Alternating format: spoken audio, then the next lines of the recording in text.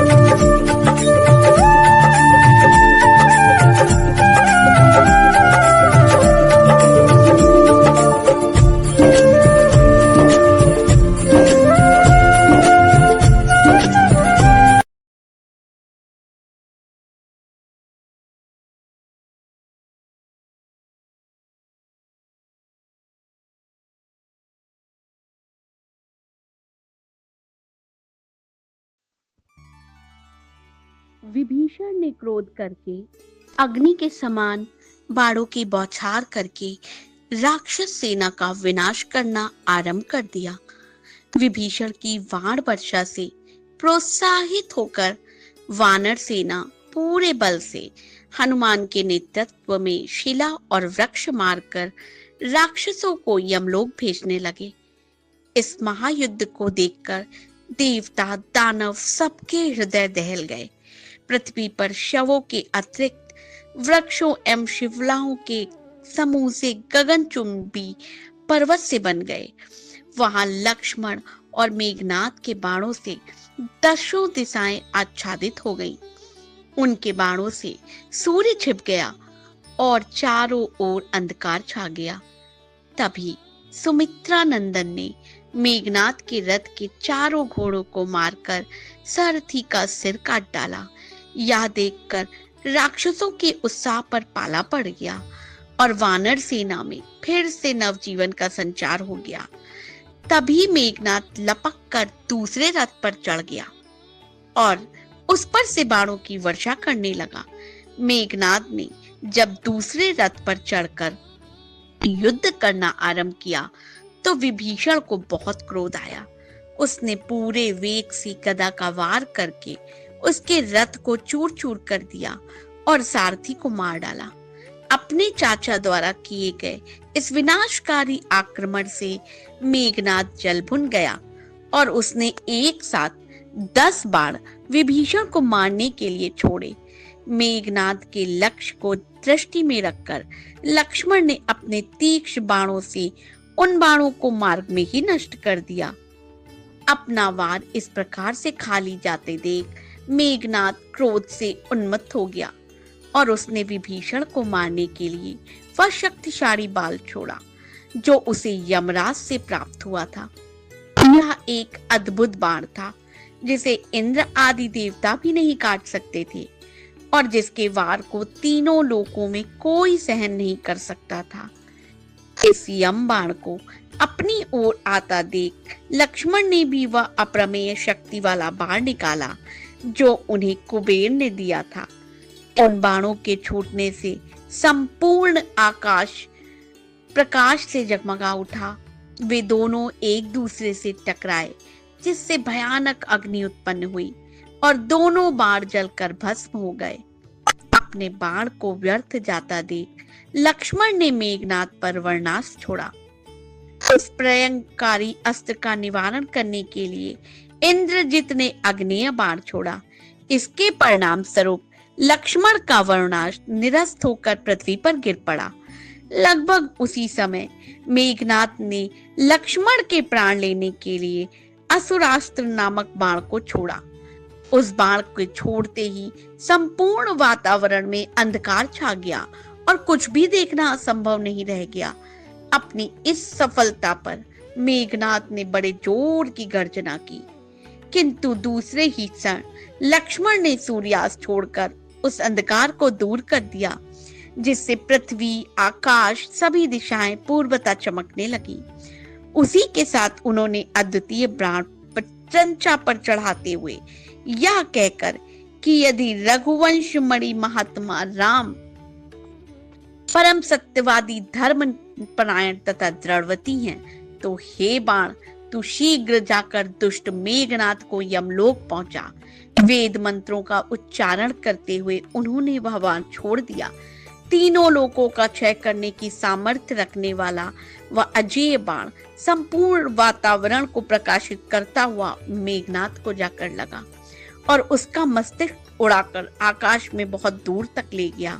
मेघनाद का मस्तक विहीन धड़ बड़े जोर का धमाका करता हुआ पृथ्वी पर गिरा। इंद्र को भी समरजीत में पराजित करने वाले, संपूर्ण देवताओं और दानों को अपने नाम से भयभीत करने वाले इस परम पराक्रमी मेघनाद का सुमित्रा नंदन के हाथों वध होता देख वानर सेना के आनंद की सीमा न रही। वे बड़े जोर से हर्ष ध्वनि और सिंह गर्जना करते हुए राक्षसों को चुन चुन कर मारने लगे। लंका के महत्वपूर्ण स्तंभ तथा राक्षस कुल के परम तेजस्वी युवराज को इस प्रकार मरते देख राक्षस सेना का मनोबल फिर से उखड़ गया। उनके पैर भी उखड़ गए। कुछ साहसी राक्षस आधे मन से लड़ते रहे और शेष प्राण बचाकर लंका की ओर दौड़े। वानर सेना उस समय विजयोन्माद से ग्रस्त हो रही थी। उसने भागते हुए राक्षसों को भी ना छोड़ा, उन पर निरंतर पत्थरों से आक्रमण करते रहे। जो उनकी पकड़ में आ गए उन्हें नाखूनों और दांतों से चीर डाला। एक ओर राक्षस हाहाकार करते हुए भागे जा रहे थे, तो दूसरी ओर यक्ष एवं वानर राम लक्ष्मण की जय जयकार करते हुए उन्हें खदेड़ रहे थे। देवताओं और ऋषि मुनियों के भयंकर शत्रुओं के मर जाने पर सब लोग प्रसन्न होकर हर्षनाद कर रहे थे। अपने पुत्र इंद्रजीत की मृत्यु का समाचार सुनकर रावण दुखी और व्याकुल होकर विलाप करने लगा। फिर पुत्र वधु की प्रतिशोध की ज्वाला ने उसे अत्यंत क्रुद्ध कर दिया। वह राक्षसों को एकत्रित कर बोला, हे निशाचरों, मैंने घोर तपस्या करके ब्रह्मा जी से अद्भुत कवच प्राप्त किया है। उसके कारण कोई देवता या राक्षस मुझे पराजित नहीं कर सकता। देवासुर संग्राम में प्रसन्न होकर ब्रह्मा जी ने मुझे बाण सहित विशाल धनुष भी दिया है। आज मैं उसी धनुष से राम और लक्ष्मण का वध करूंगा। मेरे पुत्र मेघनाद ने वानरों को भ्रम में डालने के लिए माया की सीता बनाकर उसका वध किया था, परंतु मैं आज वास्तव में सीता का वध करके उस झूठ को सत्य करके दिखाऊंगा। इतना कहकर वह चमचमाती हुई तलवार लेकर सीता को मारने के लिए अशोक वाटिका में जा पहुंचा। रावण को यह नीच कर्म करने के लिए तैयार देखकर रावण के एक विद्वान और सुशील मंत्री सुपार्श्व ने उसे रोकते हुए कहा, महाराज दशग्रीव, आप प्रकांड पंडित और वेद शास्त्रों के ज्ञाता हैं। क्रोध के वशीभूत होकर आप सीता की हत्या क्यों करना चाहते हैं? किंतु क्या क्रोध के कारण धर्म को भूलना उचित है? आप सदैव धैर्य पूर्वक कर्तव्य का पालन करते आए हैं, इसलिए यह अनुचित कार्य ना करें और हमारे साथ चलकर रणभूमि पर अब राम पर अपना क्रोध उतारें। मंत्री के वचन सुनकर रावण वापस महल लौट गया। वहां मंत्रियों के साथ आगे की योजना पर विचार करने लगा। फिर बोला, कल हमको पूरी शक्ति से राम पर आक्रमण कर देना चाहिए। रावण की आज्ञा पाकर दूसरे दिन प्रातःकाल लंका के वीर राक्षस नाना प्रकार के अस्त्र शस्त्रों से सुसज्जित होकर वानर सेनाओं के साथ जा भिड़े। परिणाम यह हुआ, दोनों ओर के वीरों द्वारा किए गए आक्रमण और प्रति आक्रमण से समर भूमि में रक्त की धारा बह चली, जो मृत शरीरों को लकड़ी की तरह बहा रही थी। जब राक्षसों ने वानर सेना की मार मार कर दुर्गति कर दी, तो स्वयं श्री राम ने वानरों पर आक्रमण करती हुई राक्षस सेना को देखते देखते इस प्रकार सफाया कर दिया, जिस प्रकार तेजस्वी सूर्य की किरणें रात्रि के तम का सफाया कर देती हैं। उन्होंने केवल आधे पहर में 10,000 रथों, 18,000 हाथियों, 14,000 अश्वारोही वीरों और 2 लाख पैदल सैनिकों को मार गिराया। जब लंका में इस भयानक संहार की सूचना पहुंची, सारे नगर में हाहाकार मच गया। राक्षस नारियां अपने पिता, पुत्र, भाई, पति आदि का स्मरण करके भयानक क्रंदन करने लगी। रावण ने क्रुद्ध, दुखी और शोकाकुल होकर महोदर, महापाश और विरूपाक्ष को युद्ध करने के लिए बुला भेजा।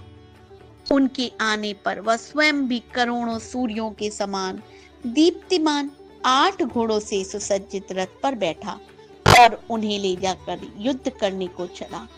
उसके चलते ही मृदंग, पाह, शंख आदि नाना प्रकार के युद्धवाद बजने लगे। महापाश, महोदर और विरूपाक्ष भी अपने अपने रथों पर सवार होकर उसके साथ चल पड़े। उस समय सूर्य की प्रभा फीकी पड़ गई, सब दिशाओं में अंधेरा छा गया। भयंकर पक्षी अशुभ बोली बोलने लगे, धरती भी कांपती सी प्रतीत होने लगी। ध्वज के अग्रभाग पर गिद्ध आकर बैठ गया, बाईं आंख फड़कने लगी, किंतु इन भयंकर अशुभ लक्षणों की ओर ध्यान न देकर रावण अपनी सेना सहित युद्ध भूमि में जा पहुंचा। राष्ट्रीय यूट्यूब ब्लाइंड चैनल की तरफ से रामायण का यह 57वां एपिसोड आप लोगों के लिए लेकर हम लोग पुनः हाजिर हुए हैं। आशा है कि आपको यह एपिसोड भी उतना ही पसंद आएगा जितना पूर्व के एपिसोड पसंद आए हैं। आपका प्यार और स्नेह हमारे एपिसोड को उसी प्रकार मिलता रहे, इसके लिए लाइक, सब्सक्राइब और कमेंट करना ना भूलें। हम पुनः नया एपिसोड लेकर आपके संग अगले सप्ताह हाजिर होंगे। तब तक के लिए धन्यवाद।